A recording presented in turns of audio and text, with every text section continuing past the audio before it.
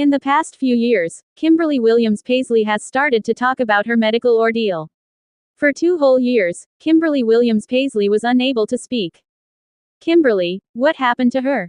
Kimberly Williams-Paisley has already talked candidly about her quest to find her voice again. In November 2022, Kimberly lost her voice.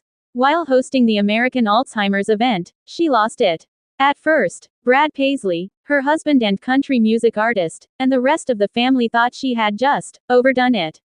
Concerns started to surface when Kimberly's voice did not return right away. Brad claimed that he frequently stepped in it a lot, but had attempted to provide guidance and support.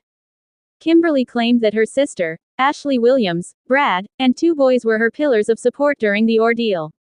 The diagnosis. Kimberly sought medical advice to explain the mystery of her voice fading after it failed to return. The actress from Father of the Bride attended Tennessee's Vanderbilt Voice Center in January 2023 following a protracted diagnostic process. Winona Judd and Johnny Cash are among the many famous people who have received treatment at this facility. She eventually received a diagnosis of muscle tension dysphonia there. This indicated that her left vocal cord was partially paralyzed. Excessive tension in the muscles surrounding the voice box is the cause of muscle tension dysphonia. In order to see Kimberly Williams-Paisley's voice cords, the physicians first inserted a scope down her nose and up to her throat. They had some difficulties there. The muscles in her neck were so tight the vocal cords were barely visible, according to her care staff. Her doctors attempted to picture her vocal cords one last time before proceeding with the surgical procedure. To explore if it will improve her speech, they injected hyaluronic acid filler into her left vocal cord. Her medical team decided to have surgery when that failed.